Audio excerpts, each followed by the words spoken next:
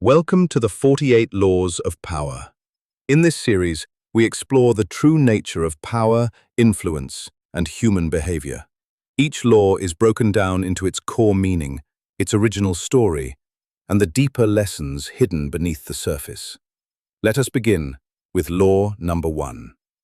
Never outshine the master. Here is the core meaning of this law.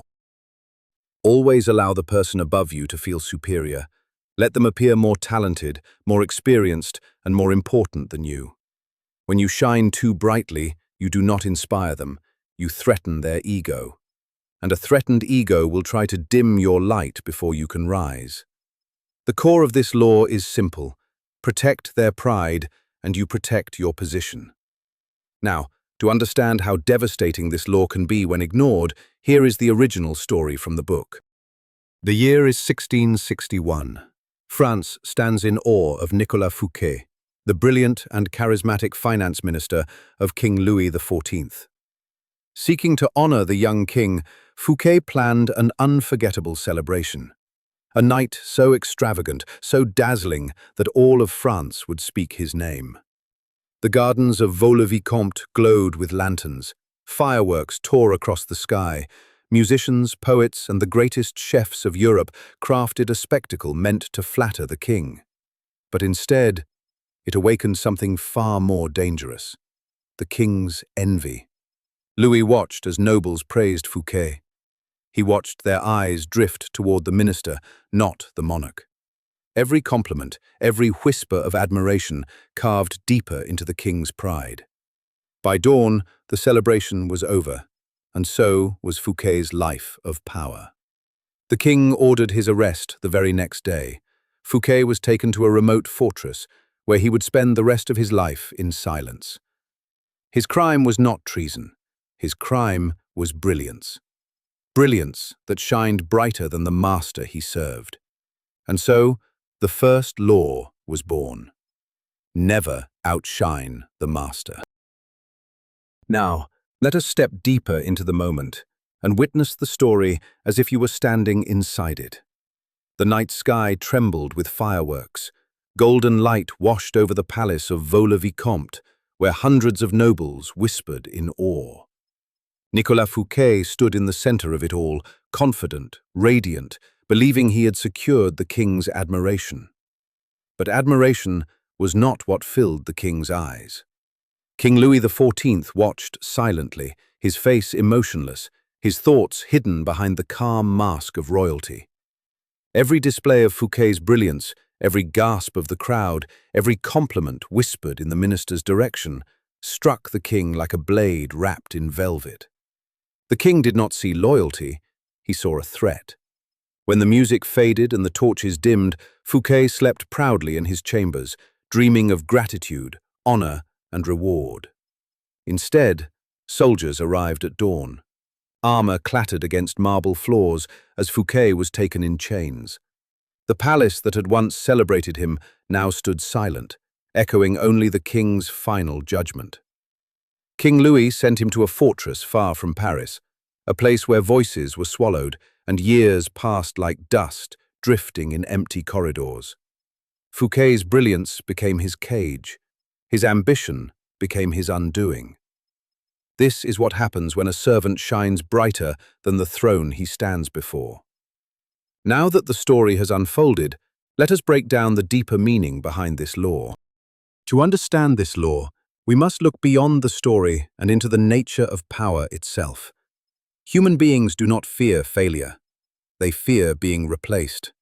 When your excellence threatens someone above you, it activates something far more dangerous than anger: insecurity. And insecurity can turn even the most rational leader into a quiet enemy.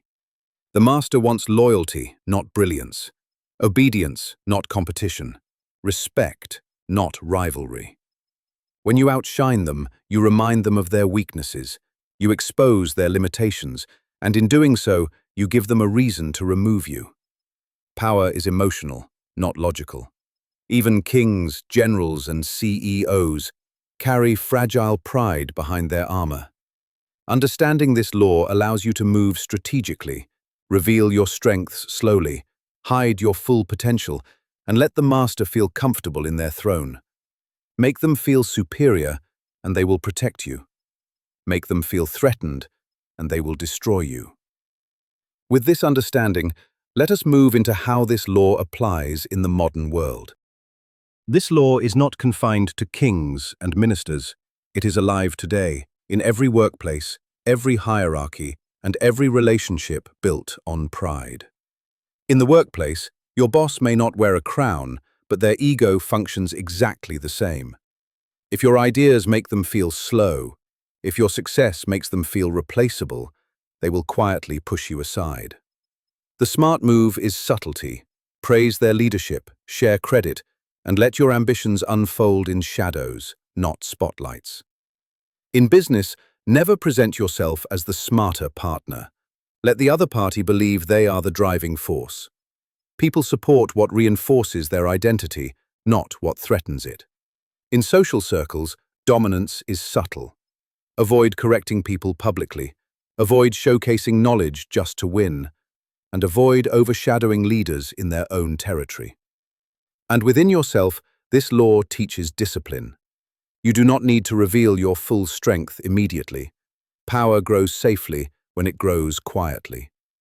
Understanding these modern applications prevents you from awakening unnecessary enemies and keeps your rise steady, controlled, and invisible.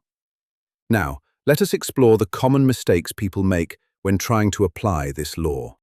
Most people fail to apply this law not because they lack intelligence, but because they lack awareness of how fragile power truly is. Mistake number 1, showing brilliance too early.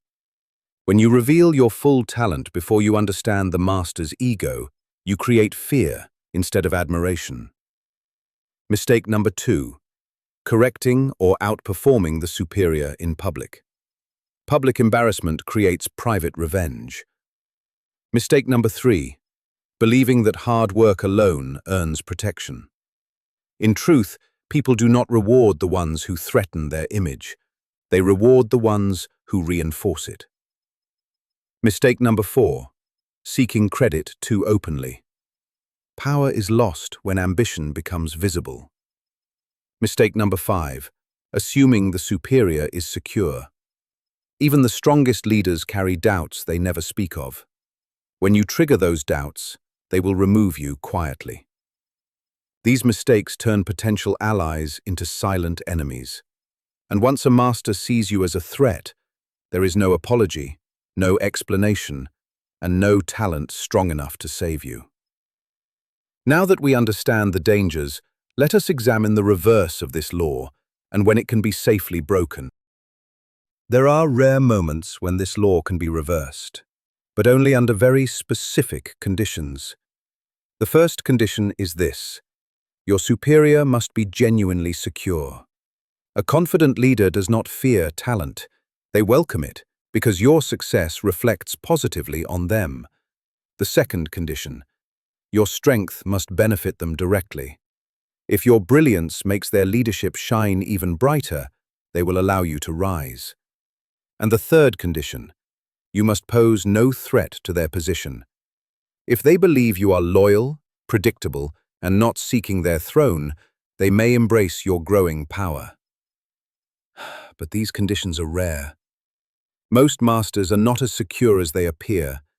Even the strongest leaders carry silent doubts, hidden fears, and private insecurities. When those insecurities surface, the reversal collapses, and the law snaps back into place with full force. Only outshine the master when you are absolutely certain their ego will not interpret your light as a threat. With the reversal understood, let us move into the defensive side of this law. How to protect yourself when someone tries to outshine you. Now let us turn the law around. What happens when you are the one being outshined? Power is not only gained by rising, it is preserved by defending your position. The first form of defense is awareness. Watch for ambition wrapped in flattery. Those who praise you loudly may be preparing to overshadow you quietly. The second defense is positioning. If someone begins to outshine you, bring them closer, not farther. Place them where their success strengthens your authority, not threatens it. A rising subordinate is safest when their rise appears to serve you. The third defense is narrative control. Shape the story so that every accomplishment beneath you points back to your leadership. When you are seen as the source of their growth, their brilliance becomes your proof of mastery. But the most important defense of all is this: never reveal insecurity. The moment others sense weakness, ambition awakens. Maintain calm authority, praise selectively, reward loyalty over talent. Power is safest in the hands of those who appear unshakable. With defense established, let us move into the final component, the practical strategies you can apply immediately. Law 1 is not about making yourself smaller. It is about controlling perception. The practical strategy is simple. Make the person above you feel secure, superior, and respected, while you quietly increase your value. First, identify the master. This is not always the person with the highest title. It is the person who controls your access, approval, or progress. Second, redirect credit strategically. When you perform well, let praise flow upward. Frame your success as a refinement of their direction. You remain competent. The master feels ownership. No threat is triggered. Third, be brilliant in private. Solve problems, prepare insights, think ahead. But in public, practice restraint. Ask questions instead of correcting. Suggest rather than declare. Let the master announce the conclusion. Finally, know when this law can be broken. Only outshine the master when their power is already fading, or when you no longer depend on their approval. Never compete with power openly. Let power believe it is winning, while you position yourself to move ahead. Let us close this law with the lesson you must carry forward. Power is not lost by weakness. It is lost by visibility. When your light shines too brightly, you awaken insecurity in those above you, and insecurity always seeks to protect itself. Move with intention. Reveal your strength slowly. Allow the master to feel secure, respected, and untouchable. Your rise does not need an audience, it only needs momentum. Grow quietly, advance carefully, and let your brilliance emerge only when it is safe. Now, to seal this law, here is a quote that captures its essence. The brightest flame is not the one that burns openly, but the one that learns when to stay in the shadows. Aurelius Vale. This concludes law number 1.